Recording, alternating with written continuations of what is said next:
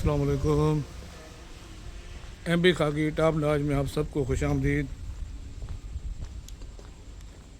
आज हम निकले हैं अपनी कॉलोनी से, अपने घर से निकल के लोकोशेड जा रहे हैं और आज हमने वर्क करनी है टैंडाउन अल्लामा इकबाल एक्सप्रेस रोडी से कराची तक।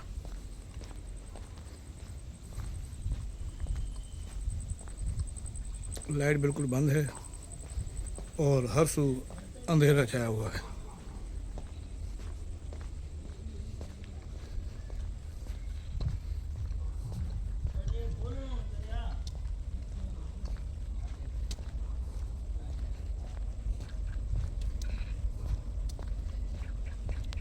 अस्सलाम वालेकुम।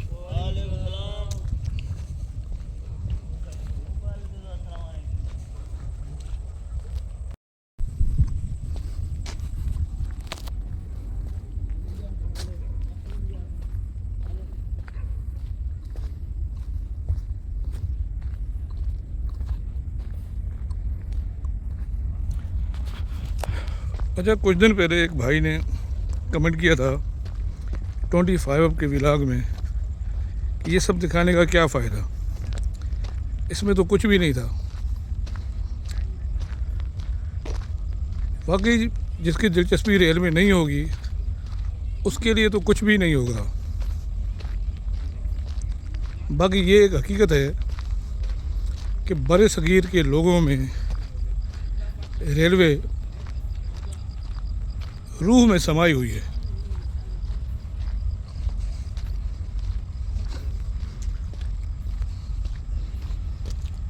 यूके के लोग और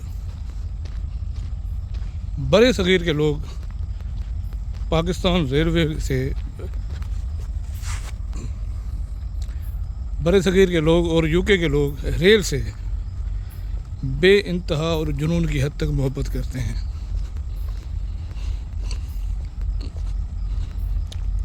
और यूके में कुछ अर्सा पहले तक ये ट्रेंड था कि अगर किसी बच्चे से पूछा जाता कि आप बड़े होकर क्या बनेंगे तो उसका जवाब होता था ट्रेन ड्राइवर,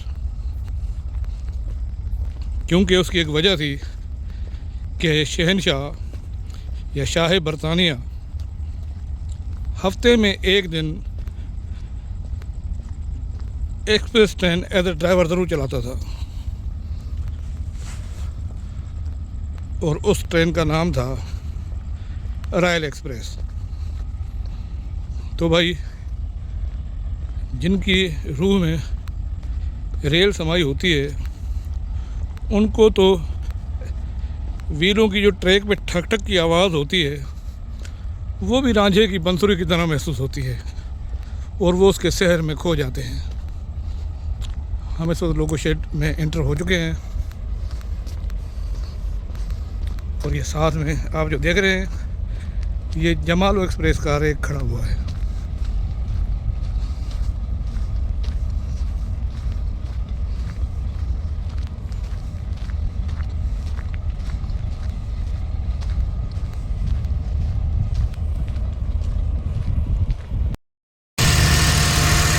इस वक्त हम पहुंच चुके हैं रोडी स्टेशन पर और ट्रेन का अराइवल हो रहा है और हमारे साथ आज असिस्टेंट ड्राइवर हैं इनामुल्लाह काजी साहब, जो मेरे उस्ताद के बेटे हैं अब्दुल वहाब काजी के। और ये सामने टैंडाउन का अराइवल हो रहा है 8224 HGM 30। आज हमारे स्टॉपेज होंगे बहरापुर, नवाबशाह, शहदादपुर, टंडो आदम, हैदराबाद, कोटरी।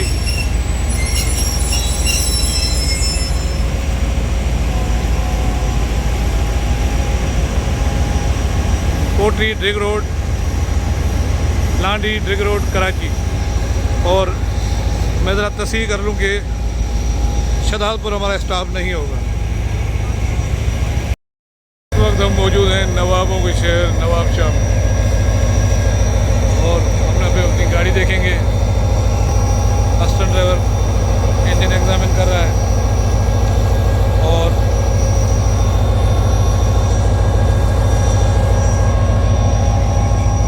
अपनी गाड़ी भी हम चेक करेंगे अंडर ट्रक।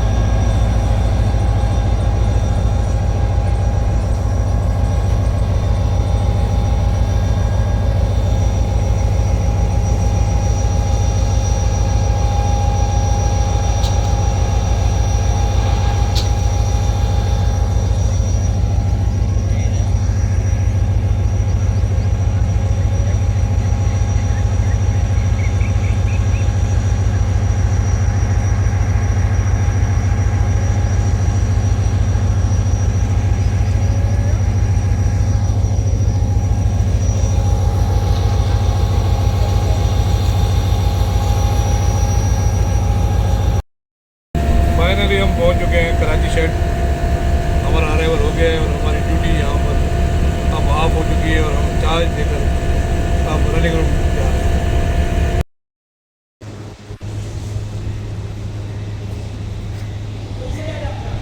तो फाइनली हम पहुंच चुके हैं इस वक्त रनिंग रूम और 8 घंटे रेस करने के बाद वापस वरना पे जाएंगे खैबर मेल कराची से रोड़ी। तो भाई मेरे अगर किसी को कुछ समझ नहीं आता तो मैं क्या कर सकता हूँ। मैं तो ये काम करूँगा क्योंकि मेरे साथ मेरे वालिद की लेगेसी है, मरहूम रिजवान की लेगेसी है। क्योंकि बार बार कोई वीडियो नहीं देखेगा, बार बार वीडियो सामने भी बहुत कम आएगी, लेकिन जब मैं वीडियो बनाता हूँ और वो वीडियो आगे जाके वायरल हो जाती है, बार बार कोई नई वीडियो देखता है तो उसे मरहूम रिजवान याद आ जाता है और फिर वो उसके लिए दुआ करता है। यूँ समझे कि मेरी मेहनत की कमाई मुझे वसूल हो जाती है। ये हमारा रूम और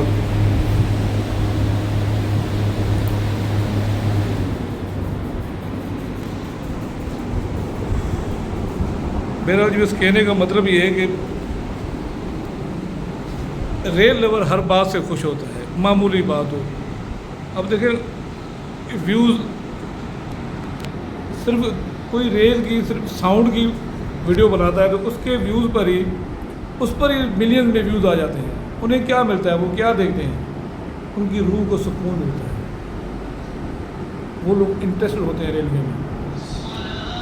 तो अब मैं आपको फाइनली एक किस्सा सुनाता हूँ। मेरे उस्ताद ने मुझे सुनाया था।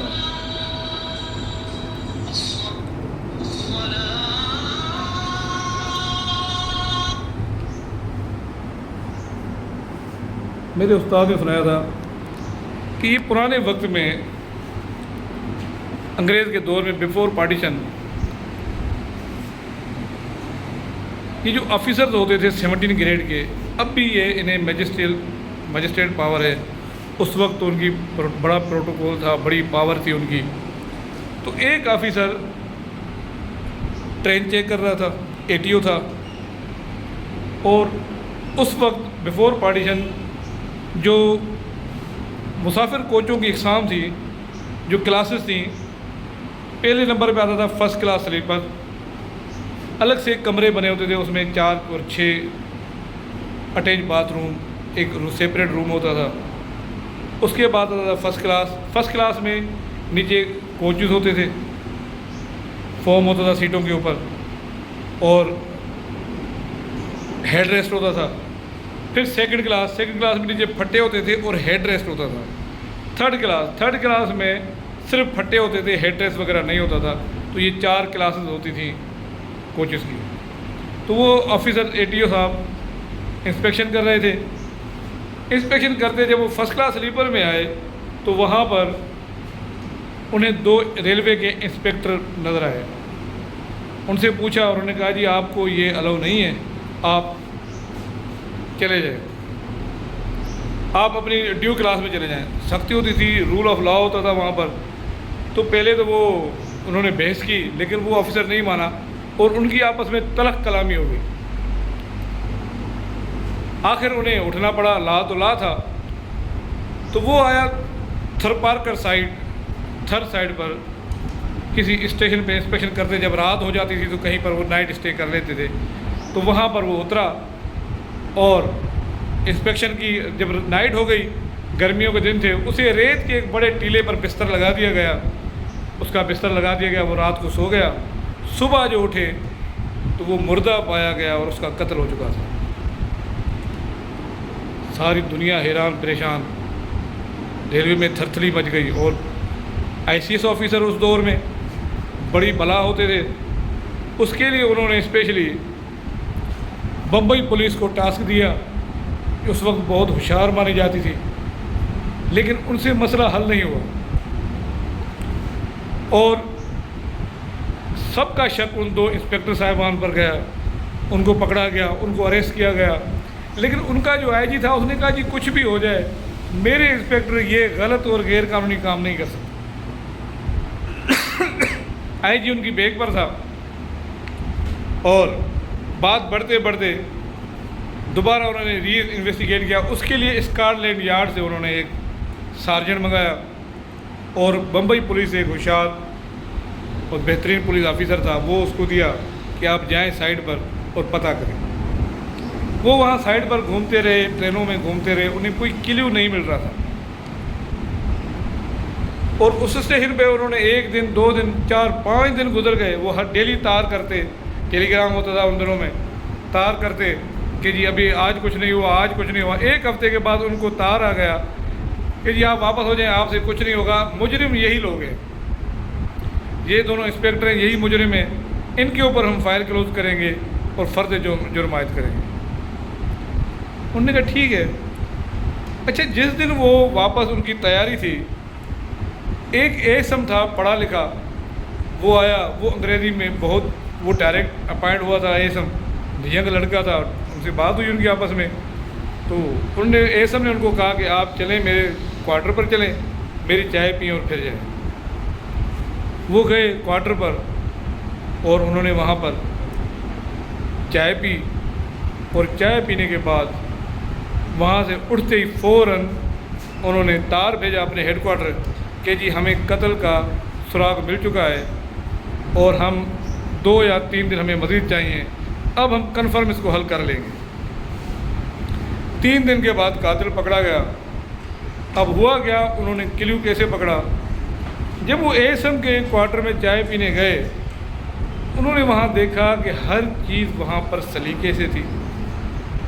किचन सलीके से था, उसके कपड़े सलीके से रखे हुए थे, हर चीज़ सलीके थी। वो हैरान परेशान हुए कि आखिर ये क्या हुआ है। उनको वो हैरत में पड़ गए कि एक अकेला छड़ा लड़का बैचलर इतने डिसिप्लिन से कैसे रह सकता है। उनको शक पड़ा कोई बात है। आखिर उन्होंने उस क्वार्टर की रेकी की तो पता तब चला कि वहाँ पर उसी स्टेशन के एक गांव में शहर की एक पढ़ी लिखी लड़की ब्याह कर आई थी और अनपढ़ से उन्होंने ब्याही थी। उस शादी से वो खुश नहीं थी। लड़की पढ़ी लिखी थी, एसम पढ़ा लिखा था, उनके आपस में दुआ सलाम हो गई और सिलसिला चल निकला उनका। लड़की के शोहर को शक पड़ गया कि ये मसला है, लड़की इस वजह से अपना घर नहीं बसा रही और वो उस एसम को मारने के चक्कर में था। एक दिन क्या हुआ कि वो एसम की रेकी कर, एसम उसी टीले पे सोता था।